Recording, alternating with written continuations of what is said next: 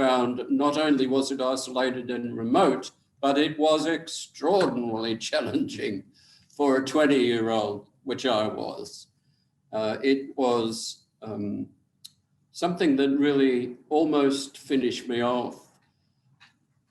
If I hadn't found some companions, Ethel, to septuagenarians, and a really pleasant, happy, inviting family who lived on one of the properties 3 or 4 miles out of this tiny little village, I would have gone bonkers. I was pretty close to it at the end of 8 or 9 weeks, pretty close to being quite distraught and having a breakdown. But I was rescued from that. So let me just say, I don't think I'm exaggerating it, but to be in a remote, isolated community with lots of other challenges being thrown at you as a young person was really quite demanding. And I realised after 2 months of it that I wasn't up for it. But during the week following Easter, I was saved. There we go. Not by a superior being, not by a spirit being, but by good, decent, kind people that I discovered around about. So it was really, the resilience came from your sense of purpose, like you were there to do a job. Yeah. And you didn't want the children to suffer. I did have a sense of purpose. I'd been through Teachers College 2 years at Balmain, and then I'd had experience at a suburban school in Sydney, Kegworth in Leichhardt. And I found that I had to develop my own sense of who I was as a professional, develop my own sense of who I was as a teacher. What did teaching mean to me? What did it mean to be there to assist, to guide, to facilitate, to encourage, to be the person that allowed children to grow and gave them skills and knowledge and confidence? I was able to begin to work that out. I hadn't worked that out when I finished Teachers College at all, but during my time at Kegworth in my first class, I was able to begin to work out, what does teaching mean to me? And what do I think being a professional is? And I had a great vision of teaching as being a wonderful profession, a profession where you worked for the benefit of others in the best way that you could. So I had this sort of rosy glow about the profession and what it might be capable of delivering. So in a sense, and I developed some of that in my first experience at Kegworth in Leichhardt. I had to develop, but on my own, because I found as a staff school, it was staffed by people who were no longer turning up mentally. They were older, they had retired on the job. The principal, for example, arrived at about 10 to 9 every morning, went into his office, shut the door, came out of the office at 10 past 3 in the afternoon, went home. That's all I ever saw of him, walking in and walking out. So I had to develop those ideas on my own, which was good. One might look back on it and say, well, that was a horrible introduction to a profession, to be thrust into it on your own totally as a kid. But it was actually good for me. I had to work it out for myself, what I wanted to do, because there was no help and there was nobody to even debrief with. Nobody even wanted to talk about what you were doing in your classroom. I could have been burying the kids under the floorboards and nobody would have known. Maybe their mums and dads might have turned up a couple of days later to ask where they were. But none of the people who were supposed to be my mentors, my tutors, my principals, my professional leaders, none of them had any interest whatsoever in what I was doing. So I had to work it out for myself. And that's where I started to do that. So by the time I was appointed to Wiyabonga, I had worked out that I really wanted to have this really clear focus on the children and what the children wanted to do, what they wanted to learn, how they wanted to spend their time. So I had become very confident with the kids at Kegworth that if you gave children respect and dignity, they responded. If I said to them, what are we going to do today? What do we want to learn? They would say, oh, well, we want to learn X, and away we'd go. And they would learn X. Maybe it wasn't on the curriculum, maybe it wasn't on the syllabus, but it was valuable learning. And by the time we got to the end of the year, we'd covered the syllabus, we'd covered everything that was required by the state that these children learn, but we'd done it through their interests and what they wanted to do. So I'd become very confident and very keen to rely upon what children might do and what they might say and what they might suggest. And in a one-teacher school where I was on my own, I could try all of that. So I was looking forward to that. And as I say, I loved the kids, the first couple of months with the kids. I thought I could do this if life was supportable, but life wasn't. Yeah. Life outside of the school was just so harsh and so demanding and so challenging, I couldn't do it. I could do it in the school, but not outside the school. Yeah. The kids leading the teaching, was that radical for its time? Absolutely. And I suppose you were so remote that nobody was looking over your shoulder to look at you. Nobody was looking over my shoulder. I was on my own, so I could get away with it. Yeah. I could get away with it. In the 2 years that I was in Weeabonga, in this remote, isolated place, when I was appointed to Weeabonga by the inspector at Armidale, he said, it is my most remote school. I hate going there because it takes me a day to get to this joint. And he only came 3 times in 2 years. The only time I had a conversation about education with another adult was the 3 times the inspector came in 2 years. And when he came, he only stayed for a couple of hours because it took him so long to get there and so long to get back. He could only afford a couple of hours. So I had 3 conversations about education in 2 years while I worked out what I was going to do. So, I mean, it was a bit fortunate that there was nobody looking over my shoulder. There was nobody commenting. There was nobody judging. It was really up to me. And I had determined that the children would tell me, the children would lead. I would take the cue from the kids. I was absolutely determined that they would learn. They would learn and they would become competent and they would learn as much, if not more, than in a normal classroom. So I kept listening to the kids and I kept saying, can they read? What can they read? How many more words can they read? What stories are they reading? Or can they multiply? I would say to my 5th grade kids, write me sentences that begin with present participles. Okay, sir. Now, if they couldn't write a sentence that began with the present participle, I knew, okay, I've got to teach this. I've got to do something about it. But paying such close, I only had 18 kids. But they were... So paying attention to these kids and paying such close attention to kids, I knew what they knew. I knew what they could competently do. I knew what skills they had and what skills they didn't have. I knew where we wanted to go and needed to go, and so did they.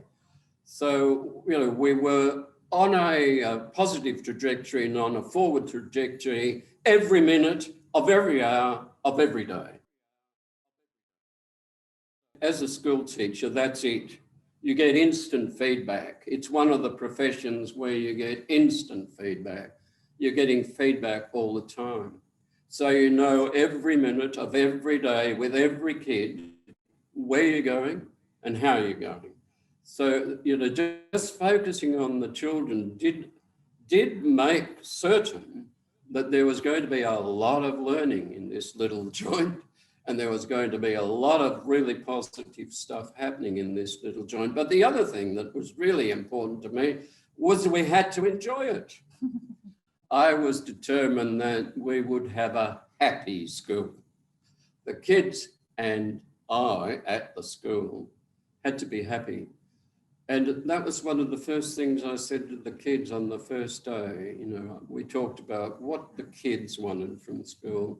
They wanted to be with their friends because they were spread out over this rural district. Quite a number of them went home from school in the afternoon and then they were isolated on their farm. there were 3 or 4 families that lived in the village where the children could interact. But the children wanted to be together, so that's what attracted them to school. They wanted to be with their mates, they wanted to enjoy being together. But on that first day when I asked them what they wanted to do, they said they wanted to learn. We want to learn. Oh, no.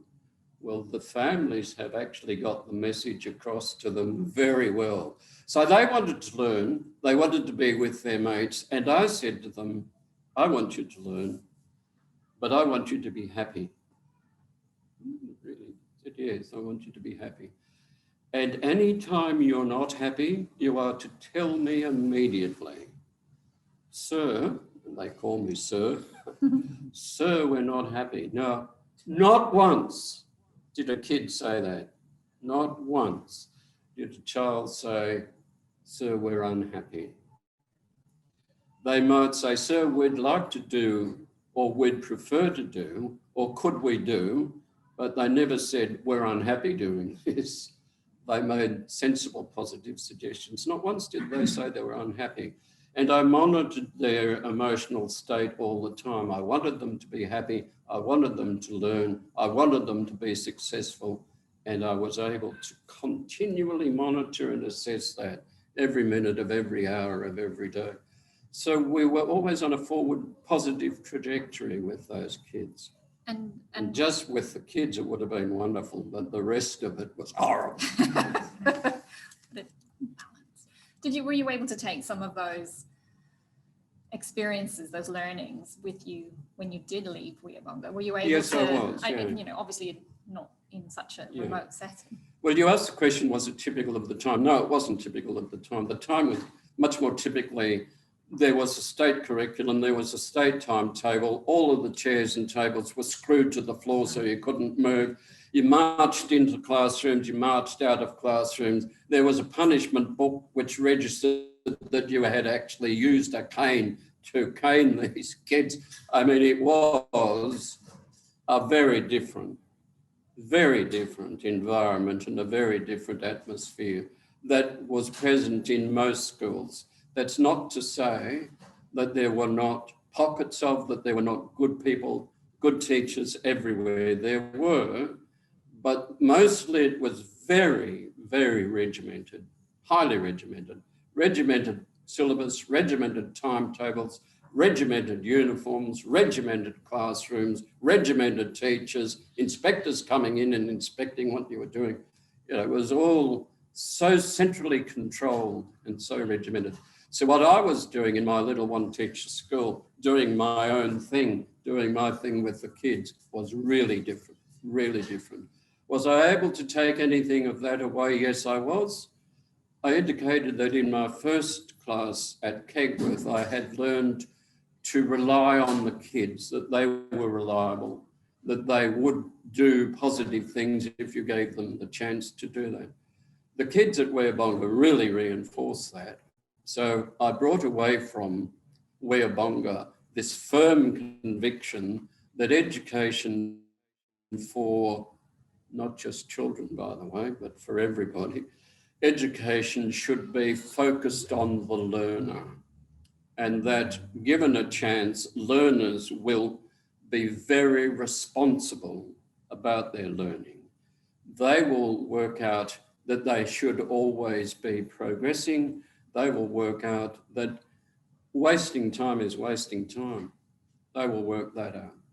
So I took that away. So from that point on, I was able to use that in my work. And for example, later, 10 years later or more, I became a consultant to a number of the progressive schools. There were progressive schools in Sydney in the 70s and 80s. Those progressive schools were private. None of the state schools were progressive in the sense of progressive as it was thought of at the time. They were private schools which were funded by the parents. So parents typically on the North Shore of Sydney, so they had the money, typically on the North Shore of Sydney, parents got together and they started their own schools. And these schools were progressive schools. They didn't have formal class situations. They were open architecture. So the architecture was not boxes, it was open. So much of what was able to happen in those schools was that the students just decided what they were going to do, and the resources were there and the teachers were there to support that. And so I became a consultant to those schools, 3 of those schools later. And then my doctorate was done on what was called open education. Open education was the freest form of education that was introduced even into government schools at the time. So my doctorate was on open education in the government schools of New South Wales. So yes, it informed a lot of my work from that point on. Yeah. Wow, amazing. There was in the book, I don't know, has anyone had a chance to read the book yet? Yes. So all the characters that you speak of so fondly, Laurie and Jill probably weren't the most favoured, but you had Perce and Ethel. Perce and Ethel were septuagenarians. They were both well into their 70s. Here's a little dreadful story, I guess. Perce and Ethel were just the most delightful brother and sister. Their father had been the magistrate. There was a local court in Weabonga because it had been quite a centre for gold mining. And there had been 800 to 1,000 people. There had been 35, 45 mines. There were lots of miners. There were lots of 3, 4, 5 hotels, billiard rooms, cafes and all kinds of things there. So they actually had a courthouse, a court of petty sessions.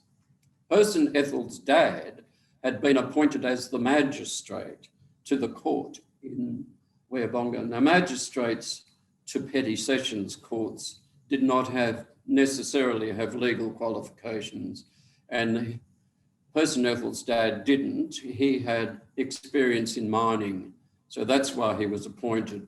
He understood mining and he understood the sorts of claims that would be made on mining areas and so on. So he came to Weabonga in 1890 something, and he brought Perce and Ethel with him as little children. Unfortunately, he suddenly died, and he left his family without their support. There were other brothers and sisters apart from Perce and Ethel. I never met them, and they never talked about them. They left Weabonga, but Perce and Ethel somehow just got stranded in Weabonga, and they lived in the most abject of circumstances. They had 3 huts. One was weatherboard, and that was Ethel's hut where she slept.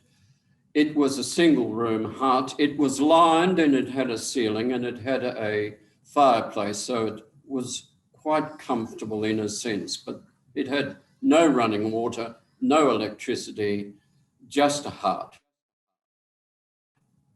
And then there were 2, one of which had been in the courthouse, and that now formed Perce's personal space. That's where he slept and where he kept all of the skins and furs that were brought to him because he was an agent for a local hide merchant.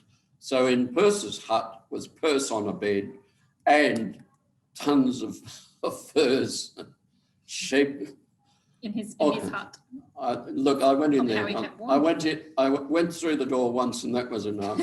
But that was an unlined tin shed. It had no ceilings, it had no floor, and the third hut was exactly the same. It was an unlined tin shed with an earthen floor and with beams made out of tree stumps and tree boughs and so on. I mean, it was the most rudimentary living space that you could imagine. In that space, there was a huge fireplace at one end and a table that was cut from slabs of timber and placed on logs, placed on stumps. That was it. There was no running water, there was no stove, there was no electricity. There was no bathroom. I never saw a bathroom. I didn't even find the toilet, by the way. I've no idea where that was. So Percy and Ethel lived in these 3 huts. They spent most of their daytime in the hut with the big fireplace, and that's where I met with them. As I say in the book, within a matter of a day or 2 of meeting them, I came to disregard totally the conditions under which they lived, because they were just the most delightful people. And they were so kind and so good and so generous to me, and interested in me, and interested in hearing my ideas, and interested in sharing what we read and what we heard and what we saw in the newspaper, that they were just so lovely to be with, that I just disregarded that we were on a dirt floor and eating from a table all over the joint, and that nothing could be cooked except on top of a fire. Ethel had a crane system with arms on this crane at different heights. So she judged the height and the temperature that she needed to cook by the arm of the crane that she actually used to put the pot on or to put the fry pan on. Where she washed this stuff up, I've no idea. I never saw that. But, I just came to disregard anything like that because they were just such wonderful people. They were just such lovely, lovely people. And they were interested in me.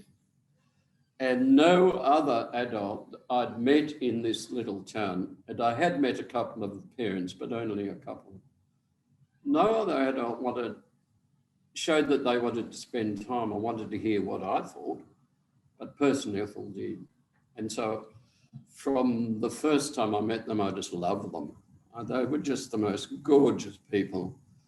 And I was going to tell you a secret. So Percy and Ethel never talked about their family, ever. Never talked about their mum and dad, never talked about their brothers and sisters, never talked about their history in this little village. They only ever talked about the present or the future. It was just extraordinary that this pair of 70-year-olds, well into their 70s, just talked about the future and what that was going to bring and how life was going to be enjoyable in this future. So they never talked to me about their past. When I went back to Weeabonga, and I've got some photos from when I went back to Weeabonga in November. I don't have any photos from the 1960s. I didn't have a camera and neither did anybody else. No. So I have no photos from the 1960s, but I have some photos from last November. When I went back there last November, one of my ex-pupils, who's now a septuagenarian, whispered to me, "Did you know that Ethel had an illegitimate child?" Right. I did not know that Ethel had an illegitimate. Yes. He was called Cyril. So that was about all that I got of the story. Somebody later said that Ethel was 17 at the time. Nobody knew who the dad was. Nobody knew who the father was. And Ethel did not keep Cyril. Ethel was convinced that she should hand Cyril over to other people. But Cyril grew up in the neighbourhood. Cyril was cared for by other families in the neighbourhood. So we can show But that's how much Ethel and Percy did not tell me about the past. They never revealed to me that Ethel was a mum and Percy was the uncle of this kid. So that's them. We've got some photos and Roger's going to show them on the big This one, when we get to see it,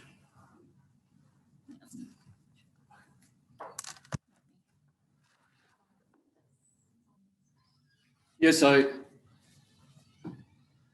students, after the book came out, these students that I'd had, these 18 kids, found ways of getting in contact with me.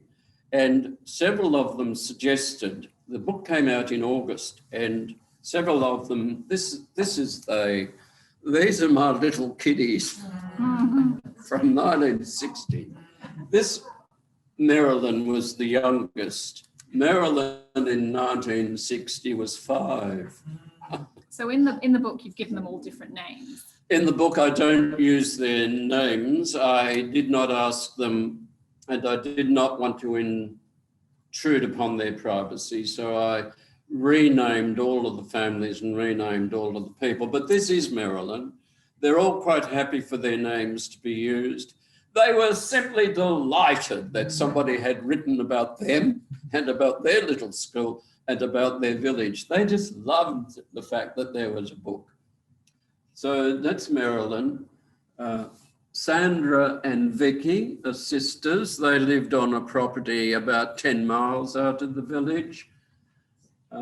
David and his brother Paul over there were the children of the first family with whom I lived, the family where I just thought, I'm going to go under.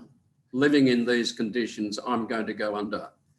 And I was really apprehensive about what David and Paul and their brother Ronald might think about the book, because I wasn't critical. I was just honest, I hope. But I did have to write honestly about those conditions living with that family. And it was difficult. It was hard. It was more than I could bear. But when I spoke with David and Paul, who had been two little blonde-haired kiddies when I was there, they just loved it. They just loved the book. They loved the whole story. They loved the fact that I'd written about their mum and how their mum had met their dad. I don't know whether you've read the book, but their mum actually met their dad on Central Station. Their dad was getting off a troop train, because he'd been demobbed at the end of the war. And Jill, their mum, was on her way home down the south coast. She just happened to be on Central Station when this troop train arrived, and all of the troops got off screaming and shouting and whistling and roaring around the station. And the soldiers would just, if there was a young lady around, the soldiers were just taking them into their arms and hugging them and kissing them. And that's what happened to Jill. Laurie, whom she married, just swept her off her feet, literally swept her off her feet on Central Station. And they never left each other's side from that point on. So it was just extraordinary. And I report that in the book. It's one of the small stories that I write about. And the boys, David and Paul, were just so delighted that I'd reported their mum and dad's story and how they'd met and how they'd spent their life together. So the bit that I was most apprehensive about, and the family that I was most concerned might be a bit distressed by what I'd written, weren't distressed at all. Fantastic. They were really delighted, and they wanted to share their delight with me. David brought along his wife and his two of his daughters, and the wife took me to one side during the day and handed me a lovely little handmade card with hand-done flowers and writing. And inside the card was a photo of their mum, Jill, when she was about 45. And it was a lovely photo of Jill. She had a gorgeous smile. And that was one of the things about Jill that I do remember. She was very doer indeed. And when I first met her, I thought, my God, how can we two have any sort of a relationship? She's so doer. But occasionally she would smile, and it was just a lovely smile. And the photo that the boys had of their mum in this in memoriam card, it was a memorial card for her death, was a lovely photo. And David's wife gave me this and said, the boys want you to have this. And I opened it up and I thought, oh God, it was just so emotional. This lovely photo of Jill and this lovely handmade card that the boys had put together was just swept me off my feet. And we spoke about Jill, and in the book I say that I lived the same life they did. I ate rabbit Yes, I for lunch, for dinner, rabbit with squash. Why did I eat rabbit? Because that was the only protein, the only meat they couldn't afford to buy meat. So Dad went out every night and set the traps. And if he caught rabbits, that's what we ate. So I had rabbit sandwiches for lunch and rabbit for dinner every night for 2 months until I stopped eating. I just gave it up. And decided to do Scotch biscuits. But so did they. They lived exactly, they were not treating it, shared their life together. The boys just loved it. So they forgave me everything that was critical about my take on their family and the way that they lived, which I was so relieved about, because I was apprehensive when I saw them, when I met them, when I went back. So that's the school, by the way, that's the school. The school was built in 1902 or 3. It's just a one-room timber school, and that's it, still there. It was given heritage listing. It closed as a school in 1968, but it is one of the few still intact examples of these little one-room rural schools that existed all over New South Wales and all over the country. We have a chap here who went to a one-room school in Warrandyte outside of Melbourne. So those little one-room schools were all over the country, but they've all gone, or they've all been knocked down or whatever. This one was still there, and it was given heritage listing. So that's the school. This is Sandra and Vicky. Keep going. Those are some of the boys, David and Tony and Gary. These are all little kids the last time I saw them. They're all these old age pensioners now. It was a Triumph Herald. I was a fan of that.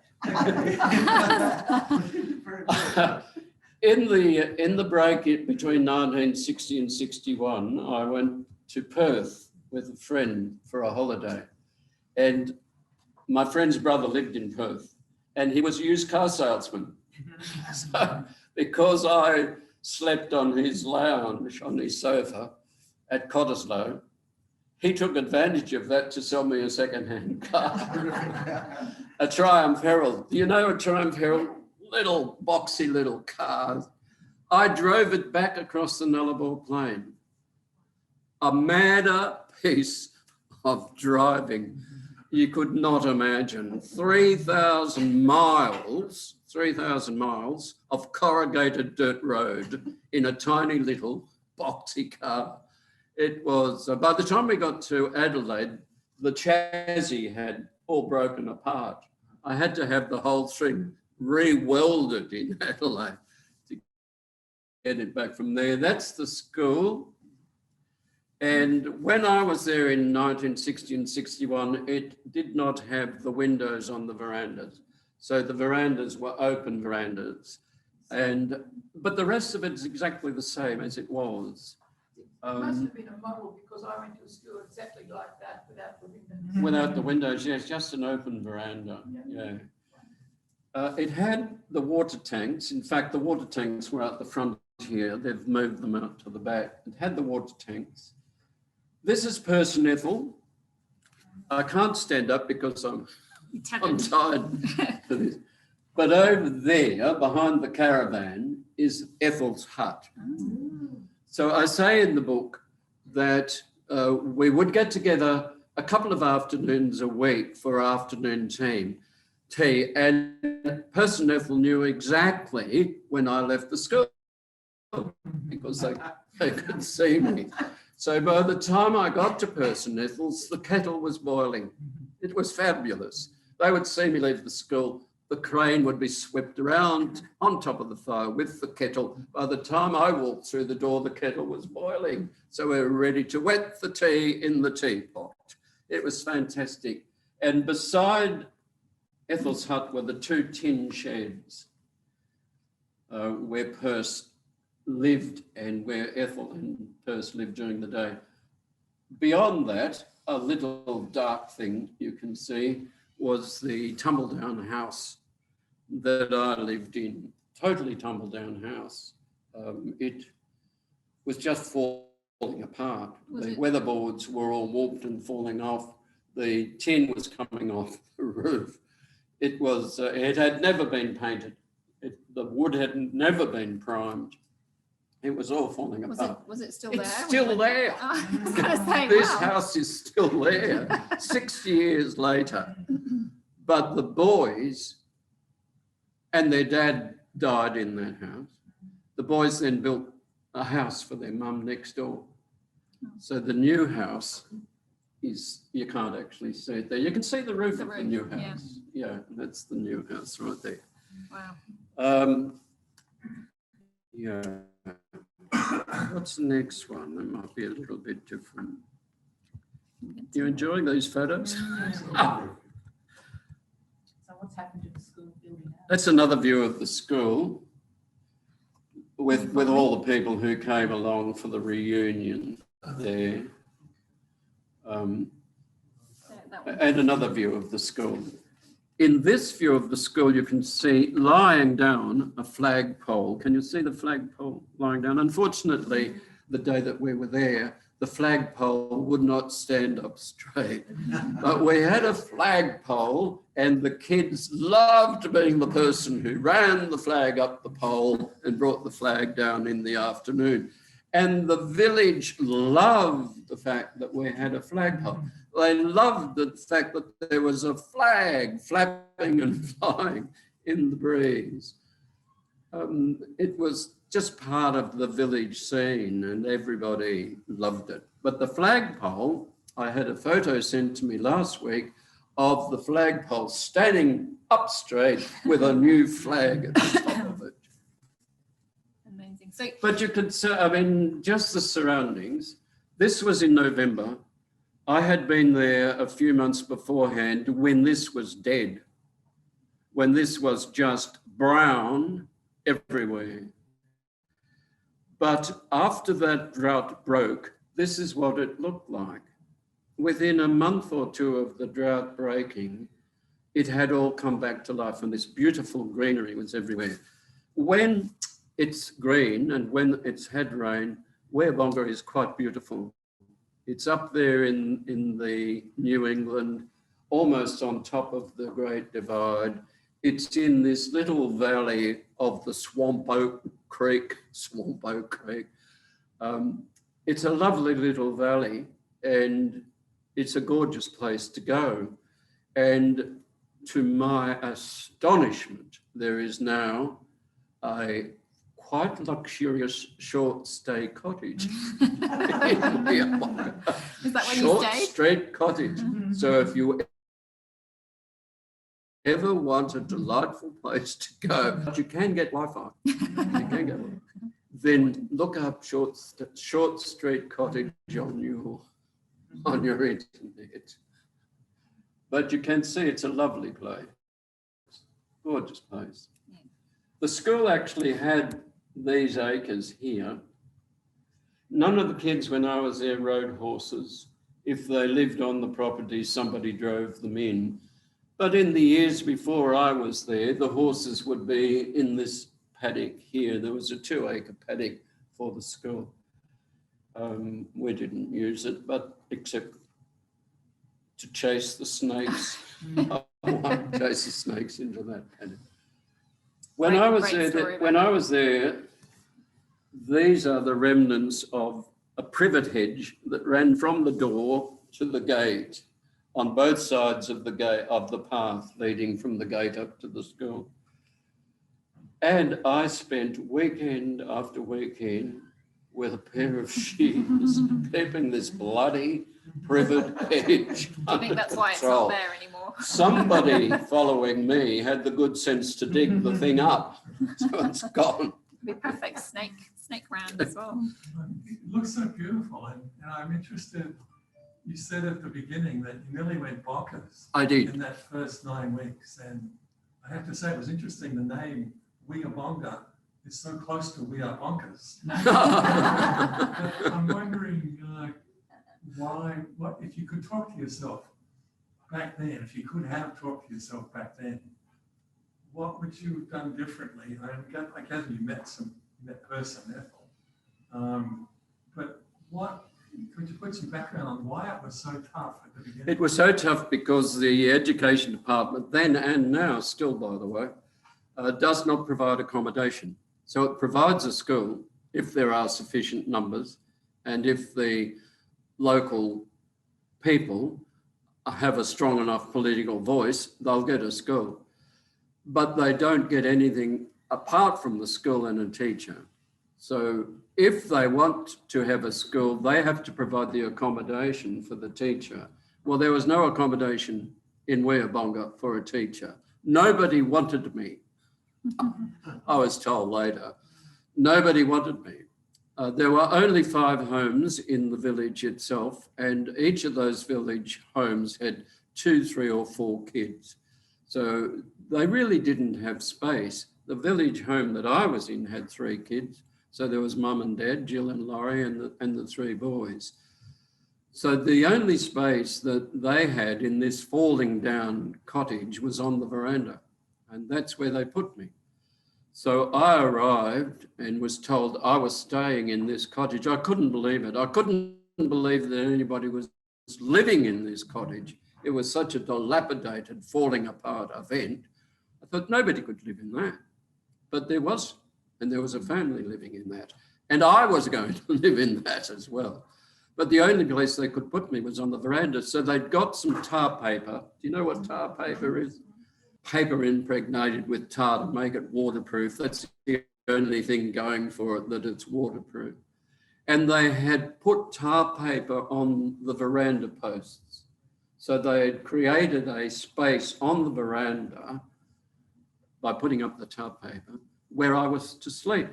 That was my bedroom, that was my space. It had a bed, full stop. It had a rickety timber floor. It had tar paper wall. It had a bed. Now, I was not used to that. I was not used to having to camp out in third world conditions.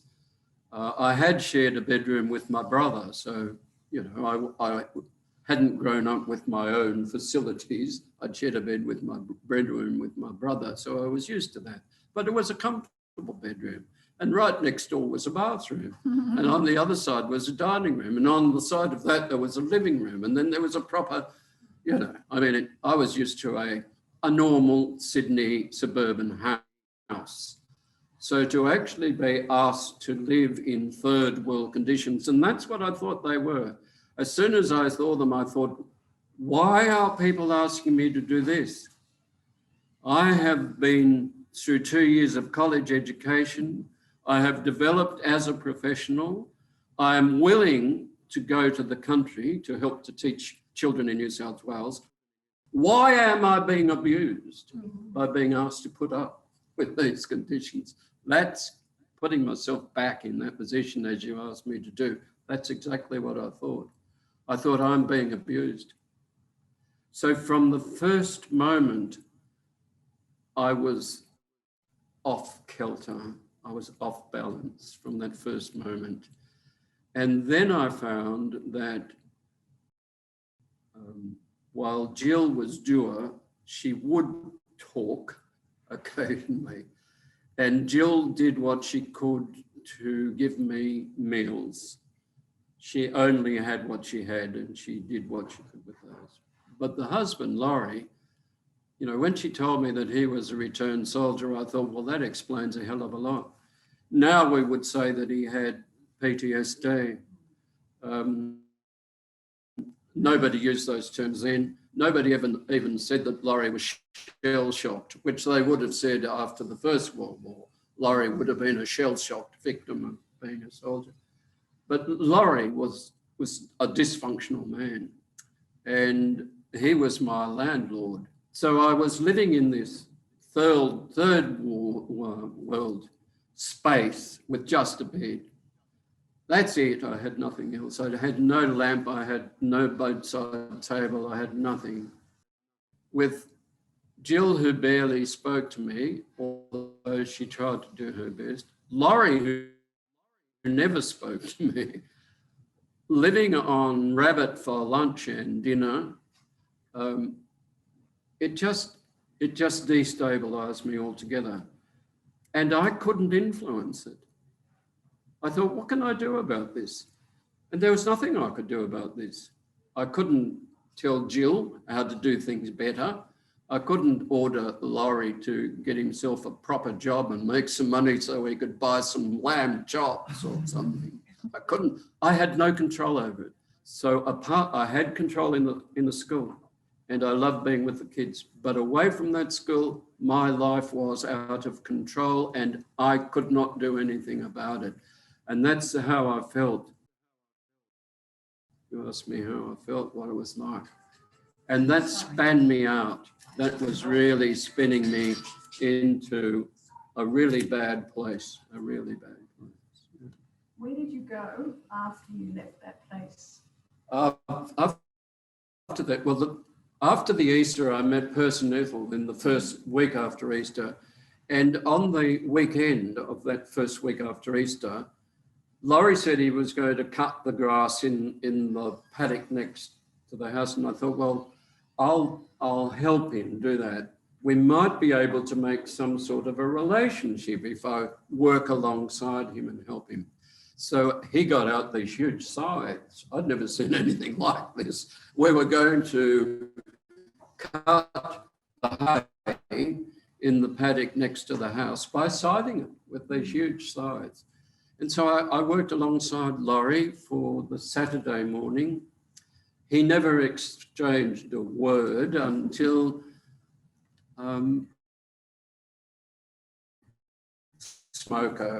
smoke. And Laurie pointed at the tennis court and said, tennis on Sunday. That was the longest thing he had, longest Sunday, pointing at the, God, I didn't know that. Because Sunday I was in the little school working away to get everything ready for the next week. So I had never seen the fact that this tennis court actually was used. So tennis on Sunday. Next day, I went to the tennis, met people. So I had Person Ethel and I had other adults, and they were nice adults. And they all had brought along sponge cakes and buns and all kinds of things. We had a lovely afternoon playing tennis and having afternoon tea. And I thought, you know, these people are quite nice. If I could only get to know them. So by the end of that week after Easter, I had a little bit of a hint that things could be better. But I decided that if my living conditions did not improve by the May holiday, I would never return to Weabonga. I would leave and never return. That was only 3 weeks away by now. So this is a long way to get to the answer to your story. The next weekend at the tennis was a young man, a couple of years older than myself, whom I'd never seen. I didn't know existed in this area, and he introduced himself as Dick Webster. And he said, I've come along to the tennis to meet you. Well, that's very nice, Dick. He said, I play rugby union for Tamworth, and I want to know whether you're a rugby union player, and if so, will you come with me into Tamworth and join the club? And as it happened, I played rugby league and rugby union, so I could play rugby union. So I said, yes, Dick, but I can't get into Tamworth. I have no means of transport. He said, oh, well, I'll pick you up and take you in and bring you back. So I met Dick. On the Saturday following, we went in to sign up for the Tamworth Rugby Union Club. And in the car on the way in was Dick's dad, George. George was in his 70s, a nice old guy. And we introduced and we talked, and George went to spend the afternoon with his married daughter who lived in Tamworth. Dick and I went to the rugby club and we signed up and we got involved in. On the way home on Saturday evening, George turned to me and said, Peter, would you like to spend the night with us? Oh, I won't be back. And if you'd like to come and spend the night with us, come and spend the night with us. I thought, God, what an opportunity. I can't wait to spend the night with these people. So they took me back to their property, which was outside the village, a property called Sandholm. And on Sandholm was quite a comfortable homestead with everything that a comfortable country homestead was able to provide in those days, in a proper room, And when we got up in the morning, I met Dick's sister, Nancy, who was at home. Nancy was a nurse, but she came home occasionally to look after George and Dick because George's wife, Dick's mother, had died in a tragic accident, but she was died. So Nancy came home occasionally to make sure the house was tidy and clean, looked after, and then she'd go off again and be a nurse at Tamworth Base Hospital or something. So Nancy was there in the morning and introduced, and then she said, well, we're having breakfast on the side veranda. Well, the side veranda was underneath Virginia Creeper, looking out on these gorgeous paddocks down to the Swampo Creek. You couldn't imagine a more really lovely setting. And there we sat for breakfast on the Sunday morning with fresh eggs and fresh bread that she'd just baked, and it was lovely, with milk that had just come from the Jersey cow who was in the paddock up there. And towards the end of breakfast, and we all had lots of chatter and 3 or 4 cups of tea. And towards the end of breakfast, George said, Peter, we've got something as a family we'd like to suggest. I've no idea what George is going to suggest to me. What do you want to suggest, George? He said, we'd like you to come and live with us. Just unbelievable. Just unbelievable. It was though when I was coming back from Sydney on that train, on that overnight train, where I had determined this was it. If things did not improve, then I was going to resign or I was going to leave. I had to bail out. It was though somebody had heard that, because out of nowhere came Person Ethel, and out of nowhere came this wonderful family, the Websters. So I was rescued. And they gave me the confidence and the fortitude, I guess, to keep going back and to do what I could to have a successful career as the teacher in that little school. So they were a gorgeous family, just a gorgeous family. And they rescued me out of nowhere. We're almost running out of time. I think we could all agree we'd sit here for hours, but we're unconscious. If anyone at home, yes, 25 hours. If anyone at home has any questions, please put them in the Q&A. We've got, we can take about 5 more minutes if anyone would like to ask any more questions here in the audience, or have we fulfilled? Can I just say, rather than ask a question? Yeah. I think the amazing thing about the book is the universality of it. I could go to a one-teacher school, which was neither remote nor miles away from anything, but there's so much of it. The distressing aspect of the book is, of course, you're writing about history, and apparently we lived history. And used to reading about history started about Federation and goes backwards. Yeah. But to have something that's so enjoyable. Well, the history became really important to me, because once I'd relaxed, once I'd found a way to relax in the situation and to know that life was not going to kill me, but it was going to support me and I could live and I could grow here. Once I came to that, then I opened up to the people as well. And I found that the people were so kind. And although the people who lived in the village, in the 5 homes in the village, were all poverty stricken, the men from these cottages worked on the surrounding properties when there was work, if there was work. So they weren't in permanent employment at all, and they eked out an existence. So all of the families lived in some sort of poverty, but they were such good people. They were so respectful and dignified and supportive of each other and positive that, I came to enjoy the whole atmosphere of the place. It could have been otherwise.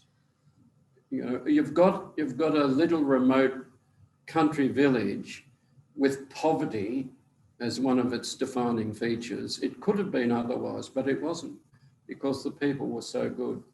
And the people had given me 18 lovely kids. They had sent along these kids with all the right attitudes and all the right approaches. The kids were just gorgeous because their mums and dads had instilled that in them and had modelled that to them and had helped them grow and develop in that way. So after I was able to see that I wasn't about to die, that I wasn't, because I had stopped eating and I had lost an enormous amount of weight and mentally I was really out of it, I wasn't going to die. I could actually enjoy this and enjoy these people. So I did until my 2 years was up, and then I got out of there as quick as I could. Did you go back? You wanted to ask a question? Well, mine was actually a statement as well, Peter. As I said, my school was exactly like that, but not very remote. It was in the Durrell Valley, out of Wyoming. Yeah. But I think my teacher, one teacher school again, he went bonkers before he came here. And he, in fact, used to send us up to the back fence to ask the tree the answer to a question. Some cartoons are like that now. Not any education at all. When the inspector in Armidale sent me to Weabonga, he offered me 3 places. Ward's Mistake, Yes. some other place, I don't remember the name of, from Weabonga. Well, I thought, Ward's Mistake, I'm not going anywhere near that. But I said, well, where would you like me to go? He said, Weabonga, that's my most difficult school. I can't get anybody to stay at Weabonga. So there had been this whole history, quite a lengthy history of teachers coming and going, teachers going bonkers, and bailing out of the place and so on. I mean, it wasn't just me that found a one-teacher school in a remote, isolated place really challenging. I think many, many people do and did, yeah. So, Peter, what did you end up doing? I can't imagine that you could have created a career out of being a consultant to independent schools. No, I actually joined the staff of Macquarie University in the School of Education. And professed educational psychology. That's good. So, yeah. Anybody? Yes. Yeah, just a quick question. Peter, so the job in education with the 18 children is a volunteer or is a paid job? I'm sorry. It was a volunteer or a paid job? Who would volunteer to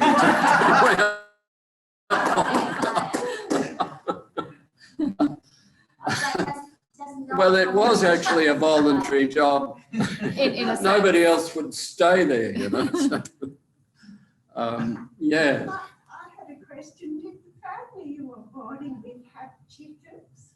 Of course I had chickens. So that you had a few. So you had We brothers couldn't and eat the chickens. The chickens were too valuable in the producing eggs. So you had a But you had an I egg. think they might have had a chicken for Easter or Christmas, but they would not chop off a chicken's head just to eat a chicken. They were too valuable as egg layers to do I was that. wondering if you had even eggs. We had eggs. Yeah. I had eggs for breakfast. Every morning I had 2 boiled eggs.